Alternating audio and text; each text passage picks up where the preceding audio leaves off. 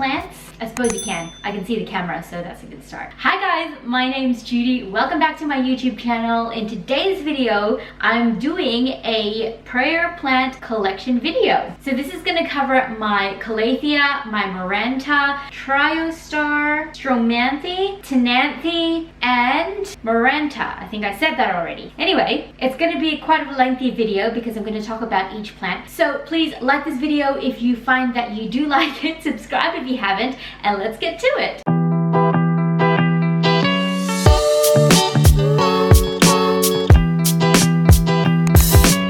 Okay, I'm gonna start with a plant that's on the floor here that you can't see because it's a big one. I didn't really want to put it on the table. This one is a Calathea zebrina. Look at those beautiful, stunning leaves. I actually recently got this in my latest plant haul from Westlake Nursery in Melbourne. I put off purchasing this particular variety of Calathea for a long time because I heard that it was the fussiest of the fussiest plants, and she's really moody, but I decided that if I was gonna get one of them, it was gonna be a big established one, so I wouldn't have to go through the headache of caring for a little baby plant because she's already quite large and established. And by the age that she is now, you'd kind of think that she knows what she wants from life. So so I did get a larger one. So far so good. I've had her for several weeks now, and she has started to put out lots of new leaves in the middle there. I did tie it up in the center because she was like a little bit wonky and all over the shop, and she can get quite dramatic. If her soil dries out too much, she'll go like this.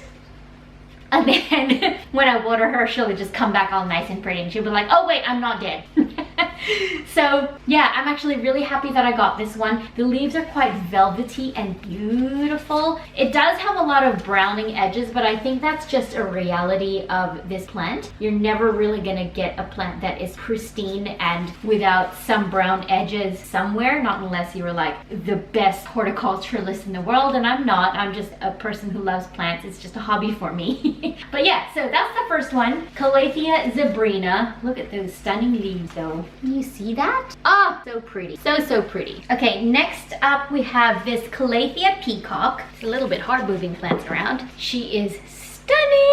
I also bought her when she was quite large and established. Now you'll realize that I talk about my plants like she and her and or him, depending how I feel about it. I don't know why. I think it's just the way that I refer to my plants. But anyway, I got this Calathea peacock. I keep it sitting quite near a humidifier. She's thriving. She's given me several brand new leaves. There's a new leaf right there, so she's still a little bit faded and still coming to.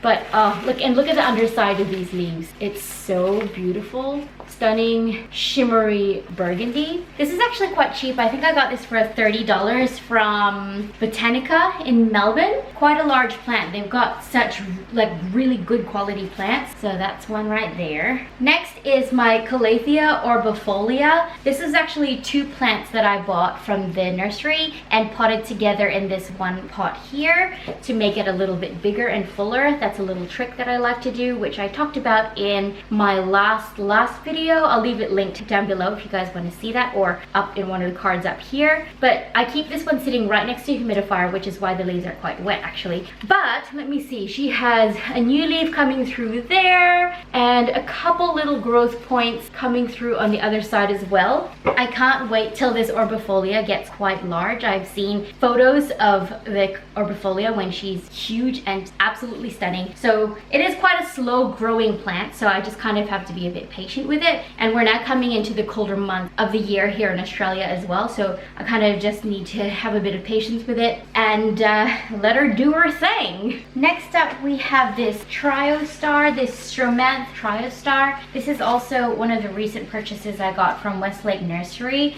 when I did my plant haul video. Quite a large established plant. I like to buy larger established plants in the varieties that I know can be quite fussy, so it kind of takes the headache out of growing them, if that makes any sense.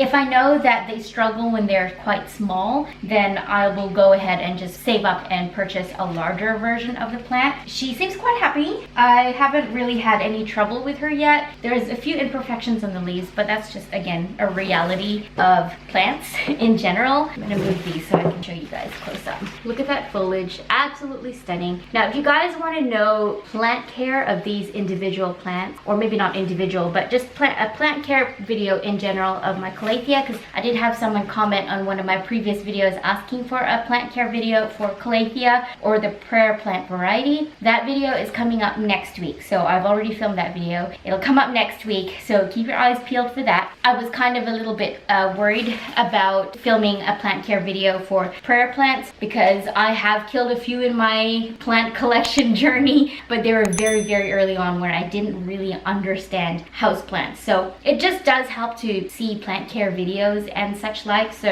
if you do want to see a prayer plant video care, that's coming next week, so stay tuned. So yeah, that's a Stromanthe triostar. I actually had to Google whether or not this was a prayer plant as well, but it's actually a sub. So there's prayer plants, and then there's sub varieties, which is Maranta, Stromanthe, Ctenanthe, Calathea, and so triostar Stromanthe is actually, I think from what I understand, Stromanthe is actually another sub variety of the Marantaceae plant family. So it doesn't really make a lot of sense, but it kind of does when you start getting to know your different plant varieties. So yeah, anyway, really super, super pretty. Oh, look at that stunning foliage. I just can't get over it, how pretty it is. It comes up so good on camera too. All right, I'm just gonna move some on the floor because I'm finding I don't have a lot of space on the table. Okay, next up we have a Calathea pinstripe. It's not a pinstripe, it's a beauty star, I think. Oh, I forget what the variety of this is. Leave it in the comments if you know. I know what it is, it's just the name is kind of eluding me at the moment. But this is the plant that I used to demo in my instantly larger plants video, where I potted 2 of these smaller plants together. So that's 2 plants there, and I potted it together in the one large plant, and they seem to be a lot happier as well when I group them together in one larger pot. So that's really super pretty. Look at those leaves, really, really stunning. I love how there is little pink stripes throughout the leaves there. This is the pink version. There is a white version as well, I think. Now this one I think is a Ctenanthe. I'm not entirely sure what variety of Ctenanthe this one is, because I actually got this from a 1 stem cutting from my mother-in-law's backyard when my husband and I went to Queensland last year, in January last year, and I kind of just went out into her backyard and got a couple cuttings of this. I lost one and only one of them made it, which was I think this one original stock here, and since then all the rest of it has popped up and grown up to be this beautiful plant. So again, I don't know exactly what variety of Calathea or Ctenanthe this is, but yeah, if you do know, let me know in the comments. It's so pretty. I love how it just constantly gives out new leaves and new leaves. So pretty. I'm out of breath. I don't know why. Whew, I'm out of breath. She's got a new leaf coming through right there. Really super cute. Now the next 2 are quite similar. I think they're actually the same thing. This is a Ctenanthe, burle-marxii, I think that's how you pronounce it. I'll leave the names of these plants on the screen as well. I'll edit them into the video, but look how stunning those are. Those leaves are a little bit smaller. This one is a little bit bigger. The leaves of these are quite large, but they're so pretty. I love those, and these seem to grow really, really well for me. I've always constantly got new leaves coming out on this particular plant. This is again 2 plants that I potted together in the one larger pot. She's so pretty. Like my favorite, one of my favorite plants, this one, because I've had this one for a while. A lot of these are quite new, but I've had this one for a while, so she's so precious. Oh, this one is a Calathea rufibarba. This one has beautiful furry leaves, and this one I feel is a lot more of a sturdy, hardier version of Calathea. This is also 2 plants that I potted into the one pot, and she has so many new leaves coming through. There's 1, 2, 3, 4, 5, 6, 7, 8, 9. Oh, so many brand new leaves coming through. She's really, really happy. I keep these with their soil quite moist and really super high humidity. I have my humidifier running all the time. I think I'm struggling with thrips in some of my plants, but I don't actually see the thrips. So that's probably one area in my plant care that I'm not quite really well versed with, is thrips. I don't know how to eradicate them, but I'm finding a lot of my leaves are coming out with the symptoms of thrips. So if you know, and if you have any tips about those, let me know in the comments. I need to get rid of them. They're really damaging my plants, and they're making my plants release a lot of leaves that are all curly and a bit gnarled and unhappy. So it makes me sad to see that. So I really want to get rid of those pests. Anyway, next plant is this Calathea freddie. I got this from a Sunday market several months ago. This has actually been a kind of like a non-event plant for me. It hasn't grown. It has really only given me, in the last month, 3 new leaf or growth points here at the base. A few months after I bought it, it did actually come out with a whole bunch of flowers at the base, which I was like, oh, that's nice and pretty, but I'd really prefer leaves.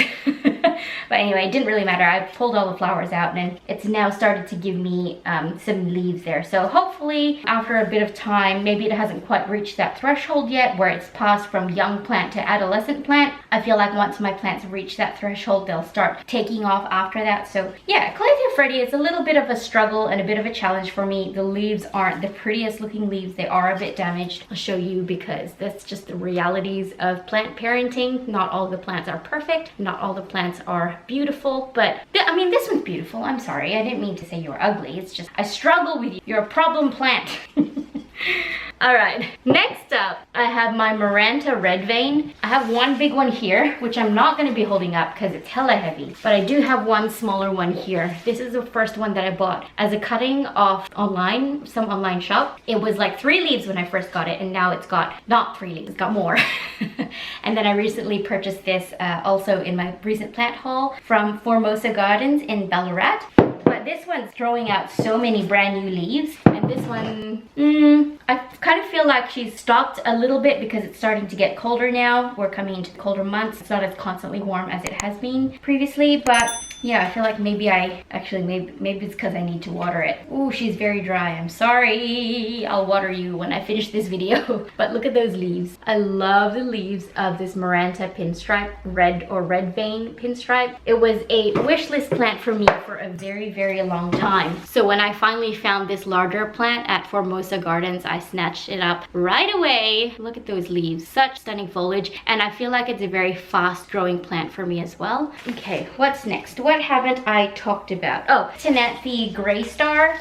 I struggle with this one. I got this from Botanica in Melbourne, but the leaves of these are constantly curled. I give it light, I pull it away from the light. I give it humidity, I give it less humidity. I give it water, I give it less water. I give it filtered water, rainwater. I don't know what she wants. The leaves are always curled. It's not dying. It's still shooting out a lot of new growth from the base here, but I don't know. The leaves just stay constantly curled. Maybe she's a curly girl. Who knows? I don't know. But I really would like, although some of the newer leaves have been coming out like not as curled, but yeah, anyway, it is what it is. I don't know. It's still beautiful, but I just wish the leaves wouldn't be quite as... All right, and I think the last one in this video is this Maranta something. What is this? I know what it is, but I forget. Leuconeura?